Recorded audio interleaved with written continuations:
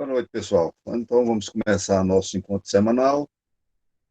Nós estamos na página 126 do módulo. Vocês anotem aí para depois revisar alguma coisa, né? Estava resolvendo. Peraí, Mônica, ok. Norma estava resolvendo algumas questões do módulo e uma caiu sobre o movimento Tropicália. O senhor pode explicar o que foi esse movimento e o impacto no país? Sim, com certeza, Mônica. Com certeza. Eu vou começar explicando isso aí. Eu vou só fazer a abertura e começo explicando isso aí. Ok? Bom, então, a página que nós estamos é a página 126 do módulo. Nós hoje vamos falar um pouco mais sobre literatura. Como vocês já perceberam, a gente fica passeando no módulo, sempre usando uma semana repertório sociocultural, outra semana a parte mais de linguagens, outra semana literatura, arte, né, o repertório sociocultural. Então, a gente fica... E hoje nós estamos na página 126, focados mais em literatura. Vou começar tirando essa dúvida de Mônica, que pode ser a dúvida de alguns de vocês. A Tropicália é um movimento musical, né? Porém, Mônica e vocês que estão ouvindo, é extremamente ligado à literatura, né? Porque a inspiração deles, do pessoal da Tropicália, são principalmente Caetano, Gilberto Gil, Torquato Neto, Tom Zé. É um grupo de artistas, a maior parte deles do Nordeste, né? O Torquato era do Piauí, o Tom Zé, Gilberto Gil, Caetano da Bahia, né? E havia um ou outro do Rio, tal, mas a nata mesmo vinha do Nordeste. E eles têm como inspiração a primeira fase moderna, aquela semana de arte moderna, aquela coisa da antropofagia, né? O que a antropofagia pregava? E eu vou revisar isso com vocês, né? A gente está começando, literatura, mas eu vou revisar as escolas com vocês e vou chegar nesse momento da literatura moderna no Brasil. Então, quando há a Semana de Arte Moderna, eles estão com a ideia lá, manifesto antropófago, antropofagia. E qual era a parada lá em 1922, né, na Semana de Arte Moderna? Antropofagia, a ideia de comer carne humana. No caso deles, era comer, era se alimentar da cultura estrangeira. Que cultura estrangeiras mais especificamente naquela época? Era a cultura estrangeira das vanguardas europeias. Né? Eles estavam fissurados naquilo. A Europa estava fervendo, né, com aquelas vanguardas todas uma em cima da outra. Paris era a capital cultural do mundo e todas aquelas vanguardas estavam circulando por Paris. Cubismo, dadaísmo, surrealismo, futurismo. Né? Apesar do futurismo ser italiano, mas as coisas acontecem em Paris. Certo? Então, os brasileiros, em 1922, eles estão querendo fazer uma antropofagia cultural, ou seja, se apropriar daqueles elementos europeus de arte moderna, né? A arte moderna, as vanguardas são o prenúncio da arte moderna no mundo, e os brasileiros queriam se apropriar daquilo e produzir uma arte brasileira, que aí vai surgir a arte moderna no Brasil também, né? Então, o pessoal da Tropicália, eles vão se inspirar nessa coisa lá da turma de 1922, no Oswaldo de Andrade, no Manifesto Antropófago, e eles vão querer fazer isso na música. Né? Nessa época, havia uma questão assim nacionalista muito forte na música, sabe? A esquerda política era muito Brasil, né? Veja como as coisas mudam, né? Hoje a direita é que é mais nacionalista, de forma até às vezes equivocada, mas aí é outra história. Mas na época da Tropical, a década de 70, né, esse movimento musical, ele quer pegar elementos da música, veja, lá em 22 era pegar elementos da arte, pintura, escultura, e trazer para a literatura e para a arte brasileira. No caso deles, como é música, a Tropical é um movimento musical, eles querem se apropriar de elementos musicais de fora, mais especificamente dos Estados Unidos, né? E querem fazer uma música brasileira. Mas uma música brasileira que faça antropofagia, né? Que coma, se alimenta dessas coisas. Por exemplo,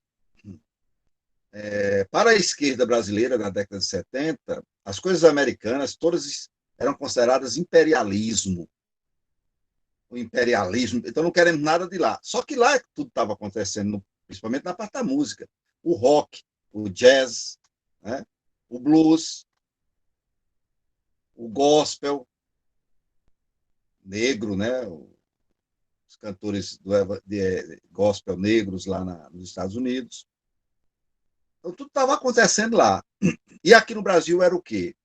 Era, era bossa nova, era canção, era aquela coisa mais.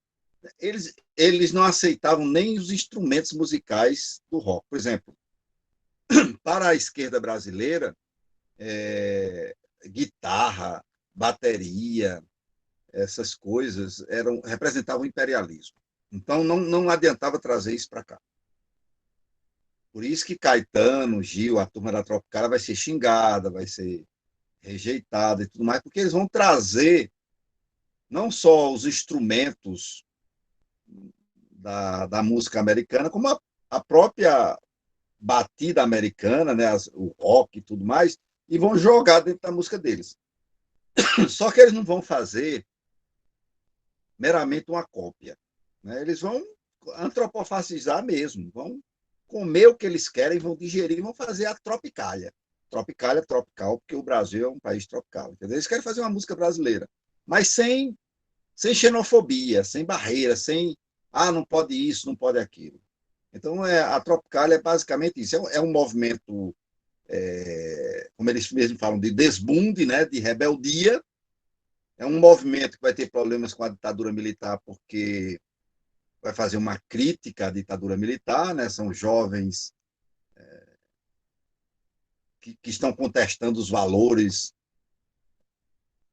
vigentes na sociedade brasileira, né? Então, eles conseguem desagradar a esquerda e a direita, né? Porque eles desagradam a esquerda, porque estão trazendo elementos da cultura americana imperialista, e conseguem desagradar a direita porque estão provocando o desbunde, que seria o quê? Amor livre, uso de maconha, uma série de coisas, de roupas femininas nos homens. Então, a coisa é meio carnavalesca.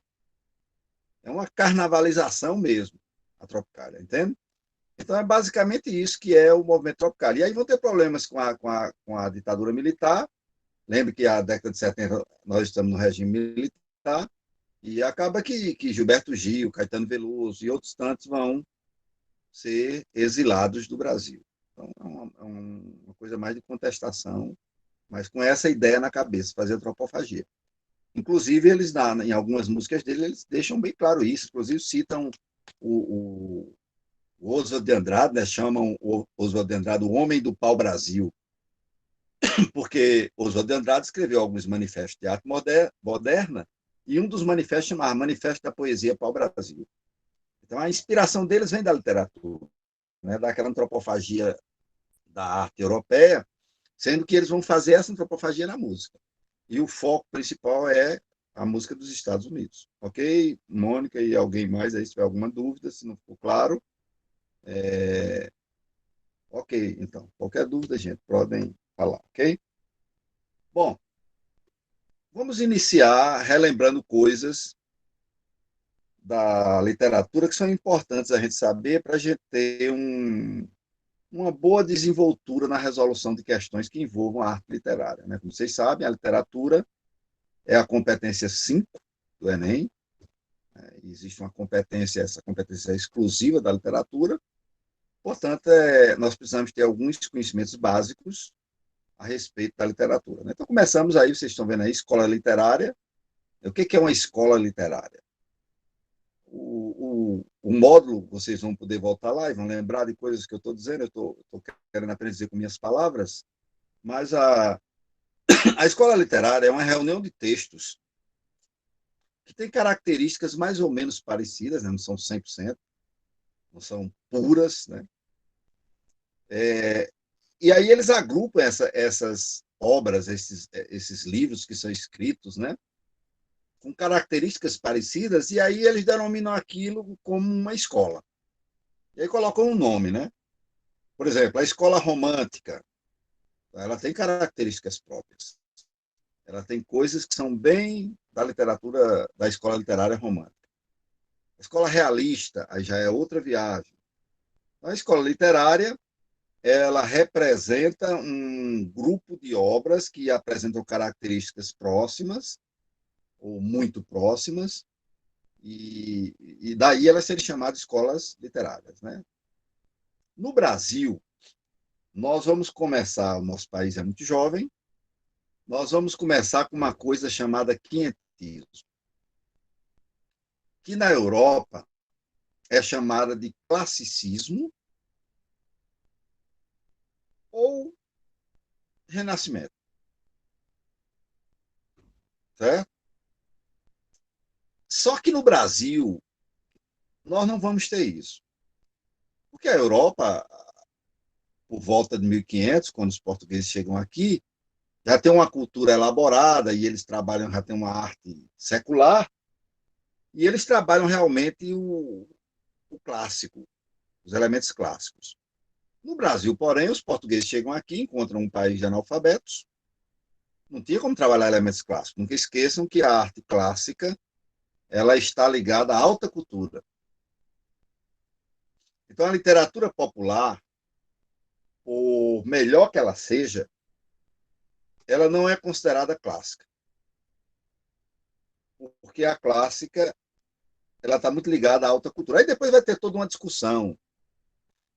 A modernidade vai misturar tudo, a pós-modernidade, isso é besteira, e não pode, porque eu posso ter mal. Mas a realidade é que os marcos eram bem definidos.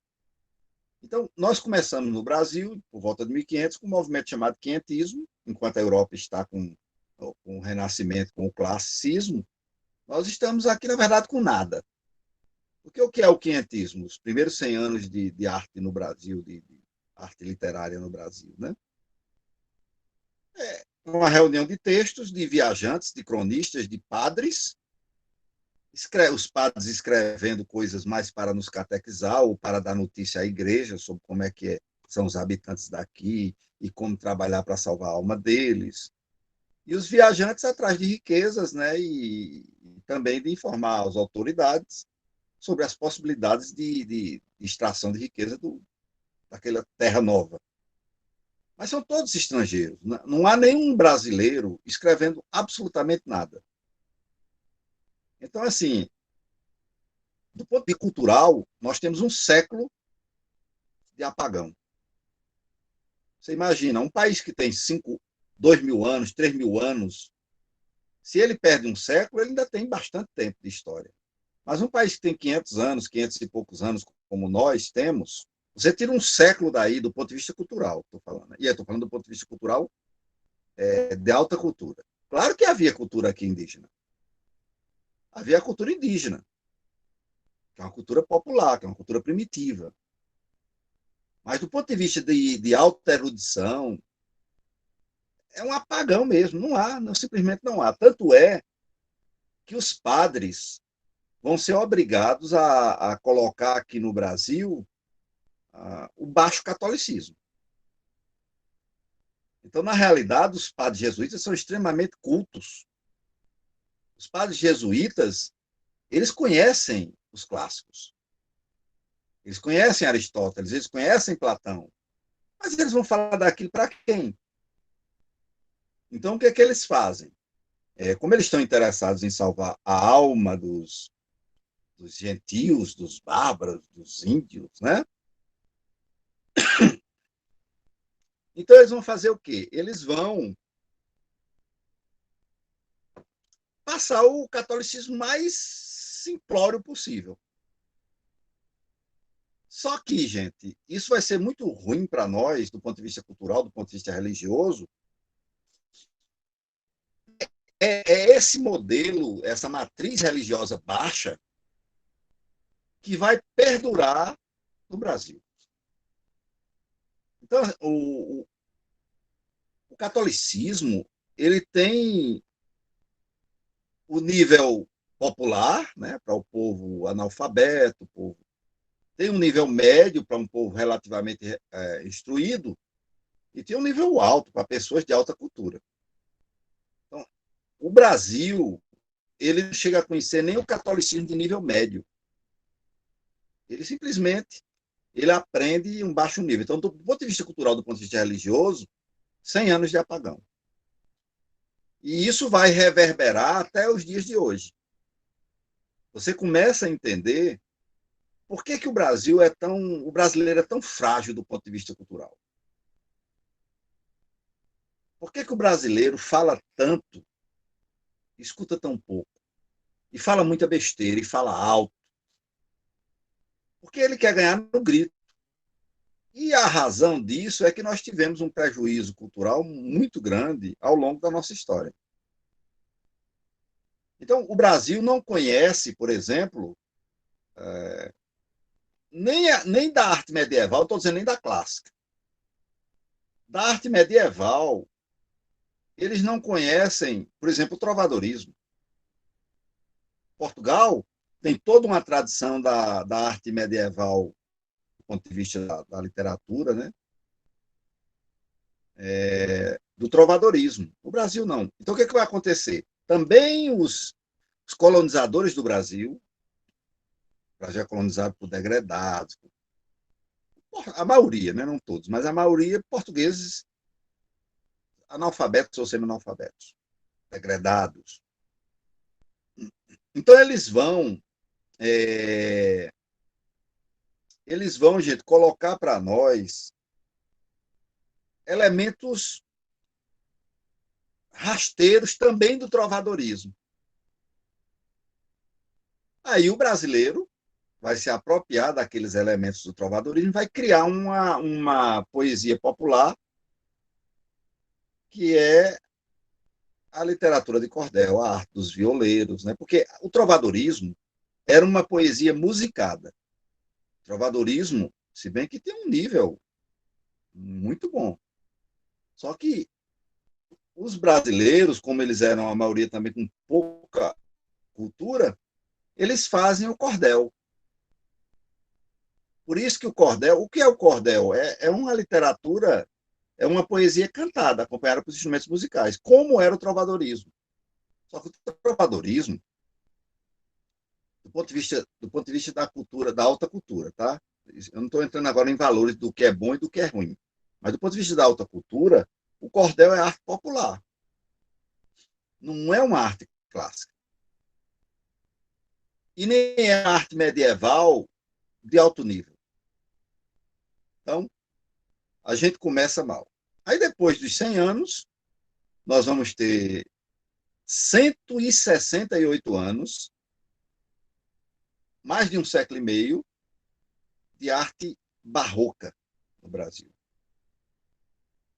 A arte barroca, nós depois vamos falar um pouco mais sobre ela, é uma arte essencialmente religiosa, católica, de matriz católica, né?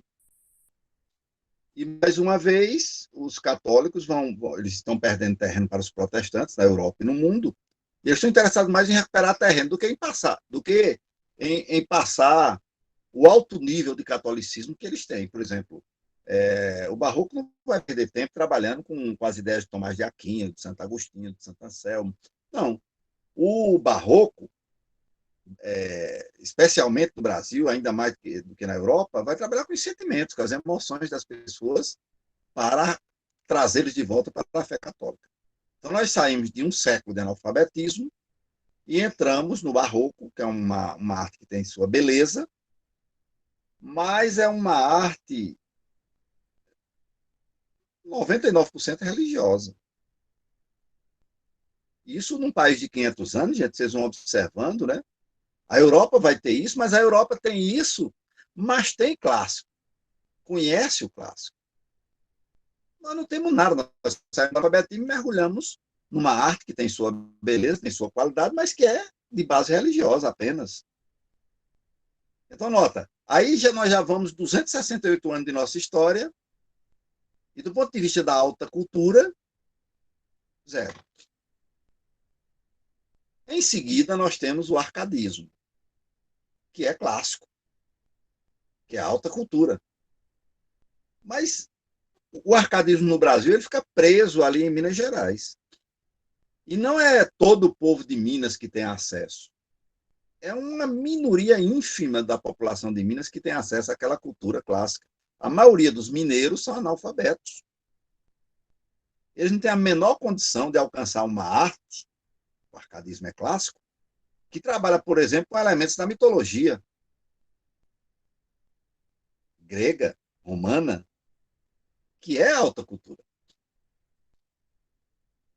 Então, eles não entendem, por exemplo, quando Tomás Antônio Gonzaga é preso e vai ser afastado de sua noiva, e ele conta que é como se tivesse descido ao inferno, e lá ele encontra Sísifo, elemento da mitologia. Então, os brasileiros não sabem nem ler, quanto mais saber. Então, o arcadismo, ele fica ali com uma pequena elite em Minas Gerais, o restante do Brasil continua mergulhado no barroco, a grande maioria continua analfabeta, e o arcadismo acaba já em 1768, ou seja, nós já estamos em mais da metade do século XVIII,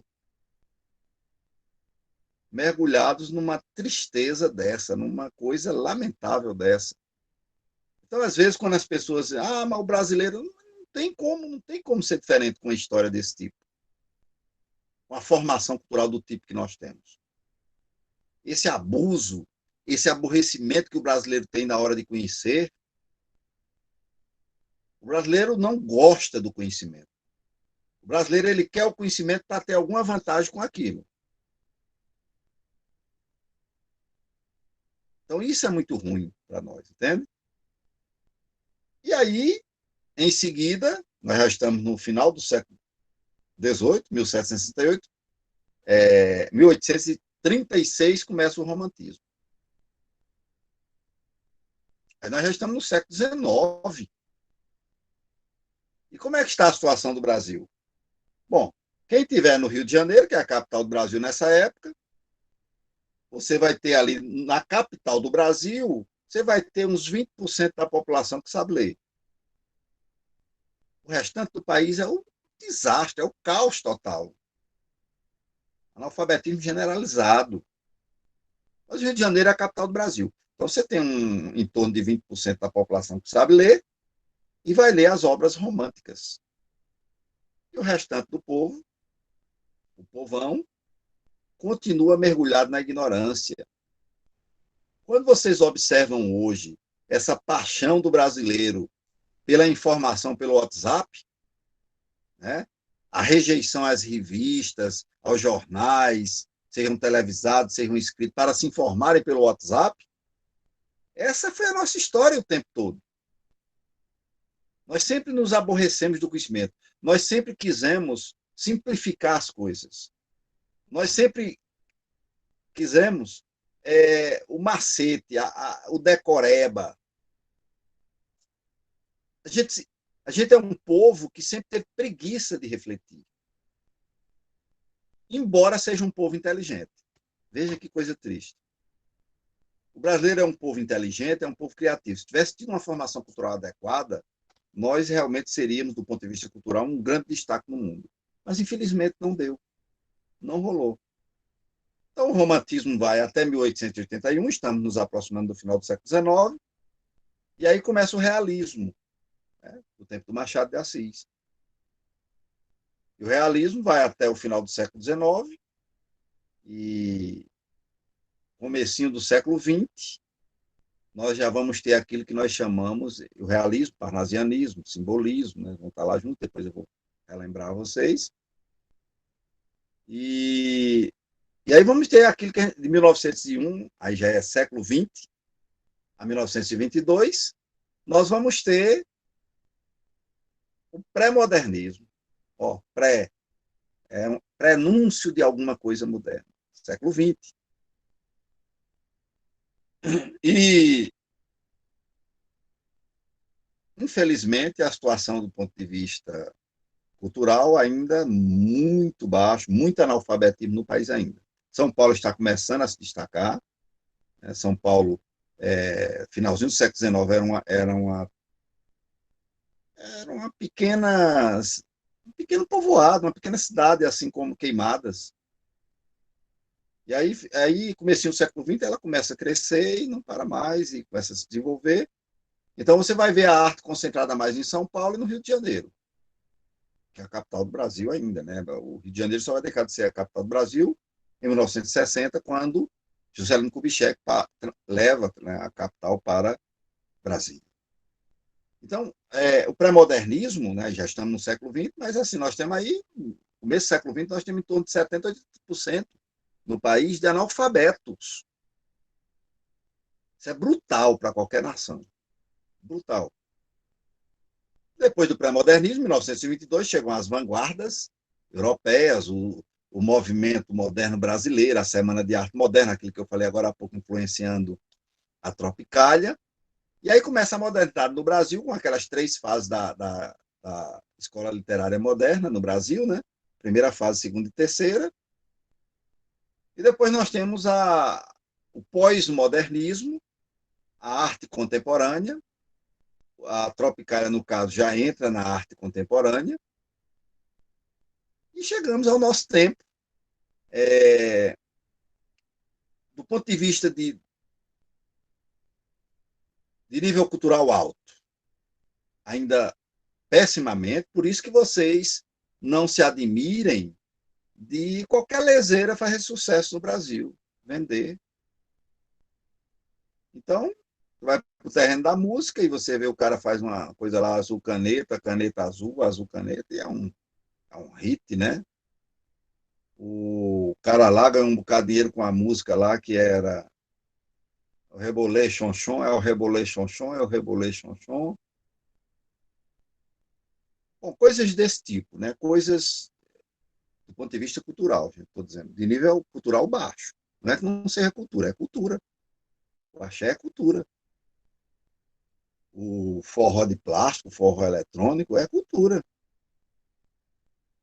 Mas há níveis de qualidade cultural. E, infelizmente, o Brasil ele saiu da escuridão cultural e entra no século XXI ainda mergulhado na escuridão cultural. Um alto índice de analfabetos funcionais e uma arte de baixíssima qualidade, seja do ponto de vista da música, seja do ponto de vista mesmo da literatura. Os autores contemporâneos do Brasil, a gente vai ver isso um pouco lá na frente, né?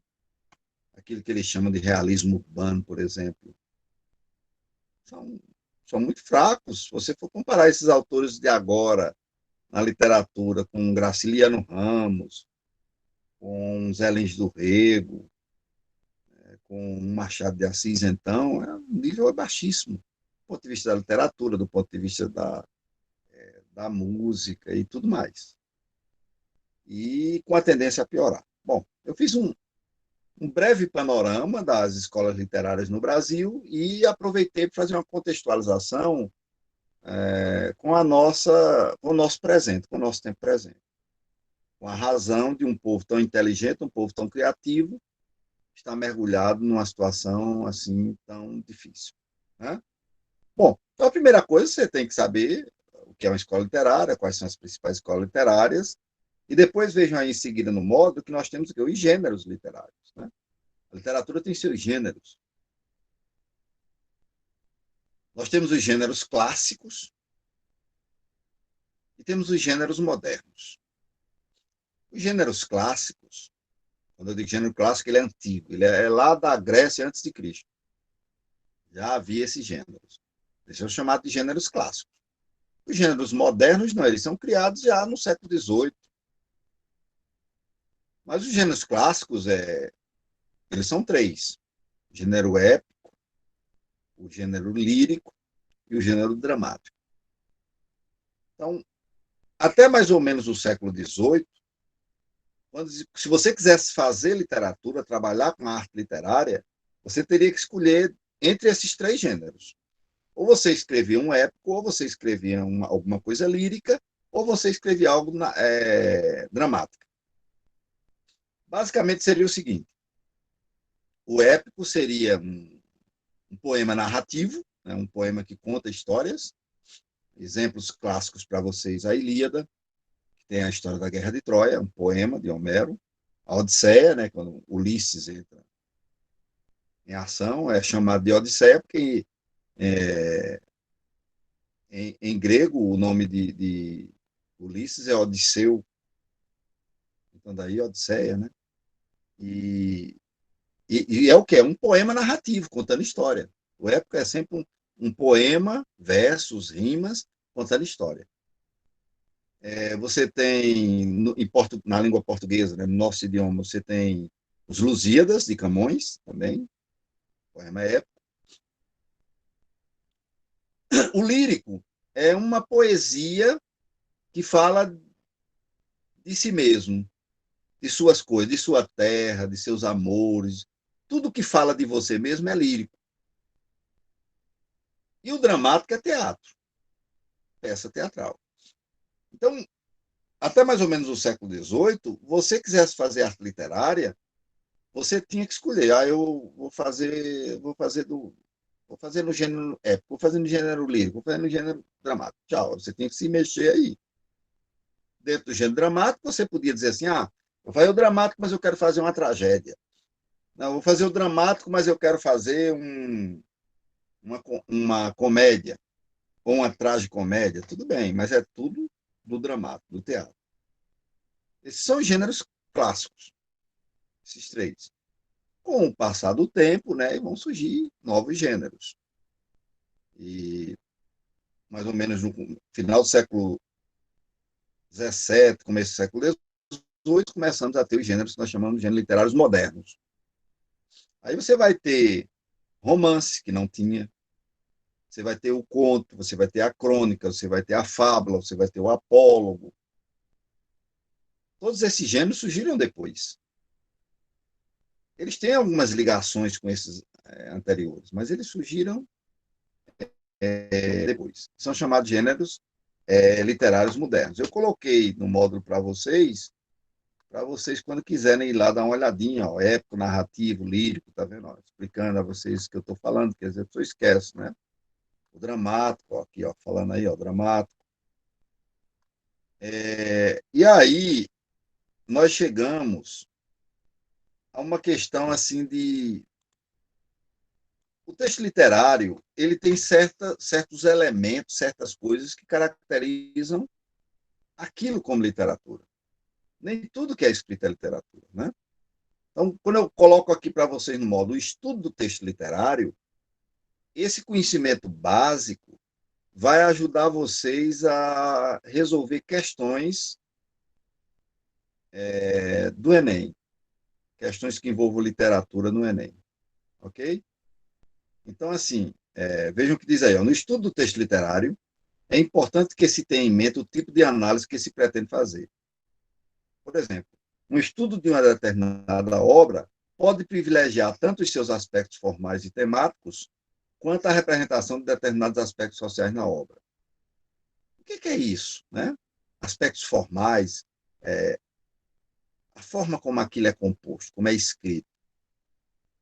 Quando você vai ler um romance romântico, ele tem elementos, ele tem jeitos que são diferentes do romance moderno. Então, é isso que ele está dizendo, aspectos formais e temáticos. Os temas trabalhados no romantismo são diferentes dos temas trabalhados no realismo. Então, quando você vai estudar um texto literário, você tem que levar em consideração o contexto, o tempo em que aquela obra foi realizada, trabalhada, né?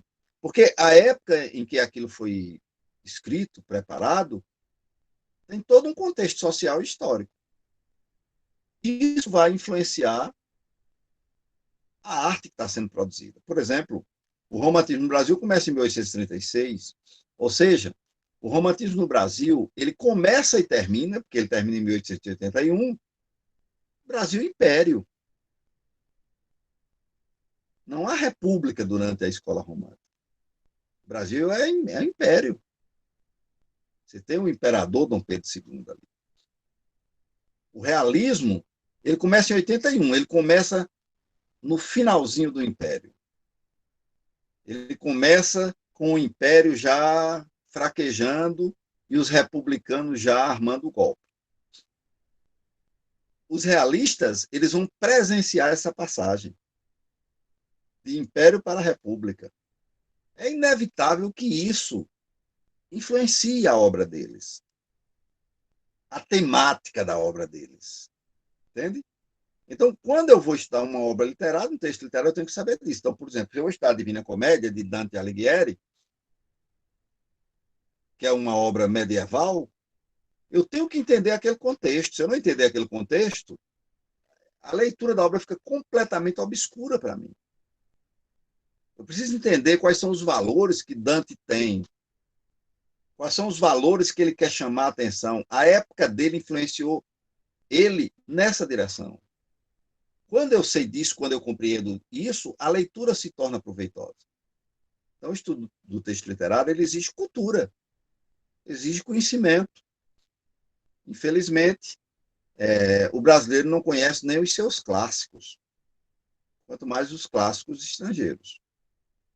A maioria dos brasileiros nunca leram, por exemplo, os Lusíadas, que é um épico da língua portuguesa. Então, é lógico que eu não vou esperar que uma quantidade significativa dos brasileiros tenham lido a Ilíada de Homero.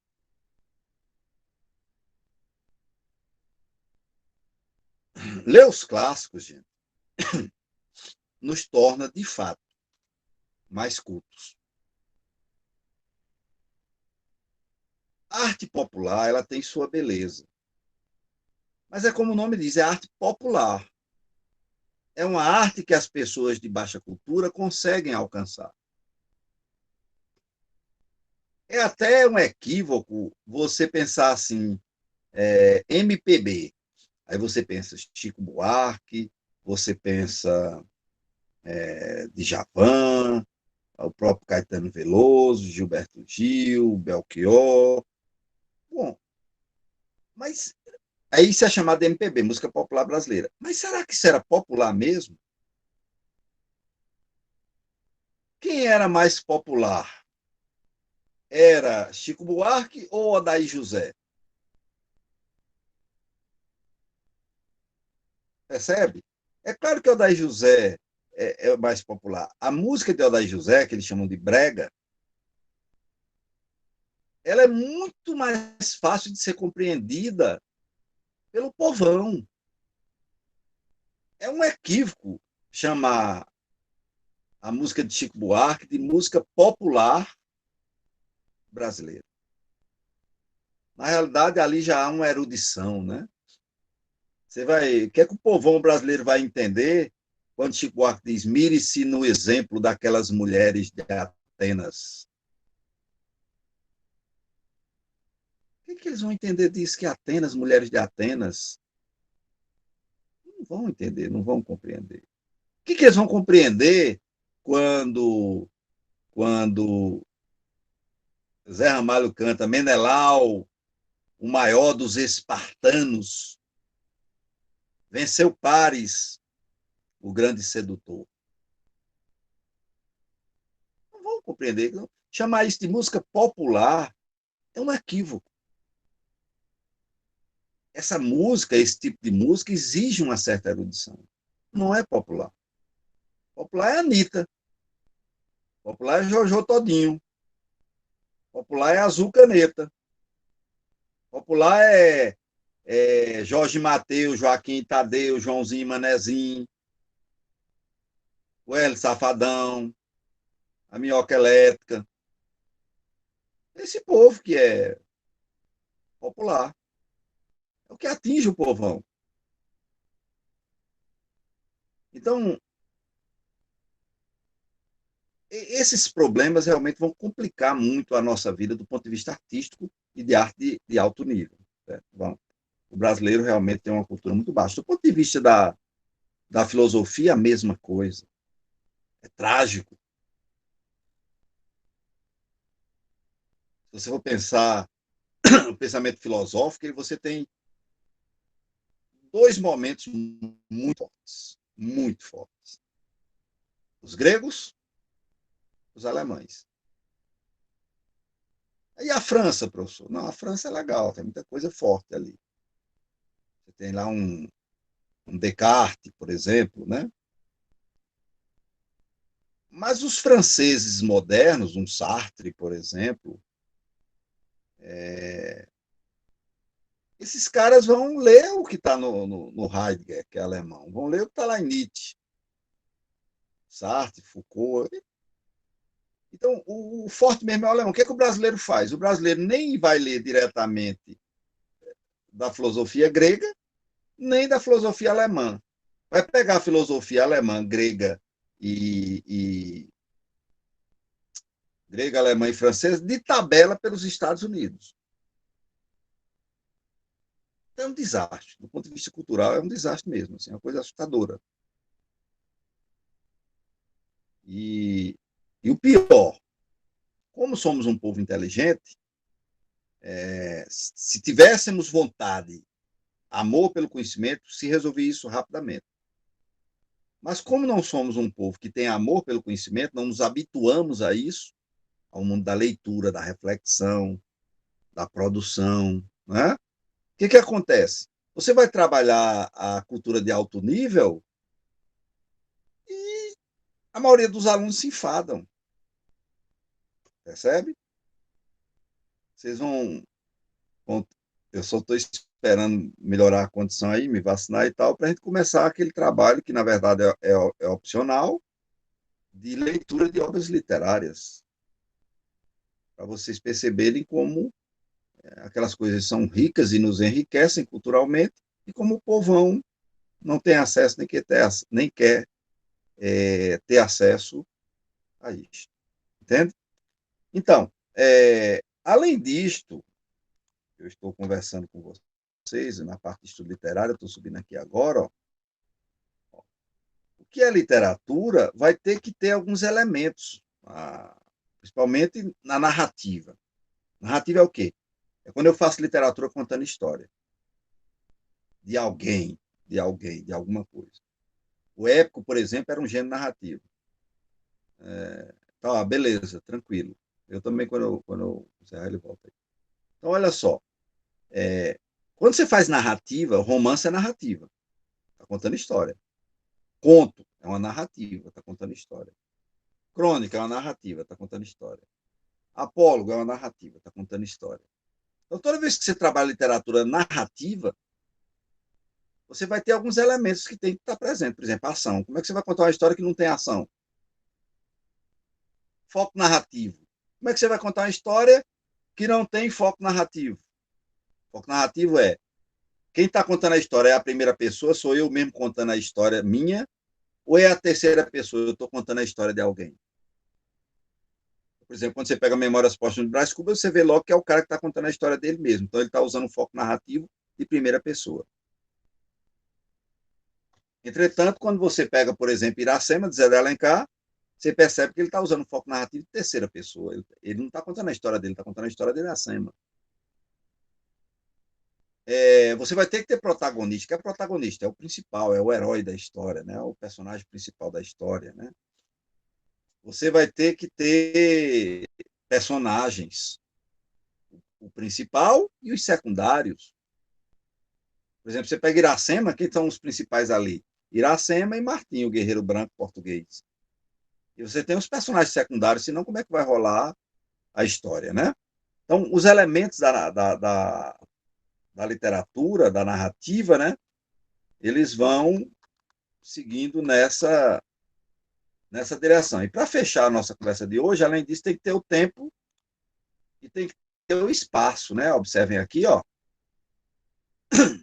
Toda história que você vai contar tem um tempo onde ela se passou. Você pode até inventar um tempo lá na frente. A literatura de ficção científica, por exemplo, é um tempo que ainda não aconteceu. O cara inventa uma história que ele diz que vai acontecer em 2080. A gente chama isso de ficção científica. É um romance de ficção científica. Tem que ter tempo, nem que seja um tempo para frente ou para trás. Pode ser no tempo presente também, mas tem que ter tempo. O tempo em que aquela história ocorreu. E o espaço. Tem que ter o espaço, o lugar, ou os lugares onde a história acontece. Então, quando se vai fazer narrativa, esses elementos são básicos, são fundamentais. Ok? Era essa a nossa conversa de hoje. Vocês vão ter a continuação aí com o mestre Diego. Uma boa noite para todos.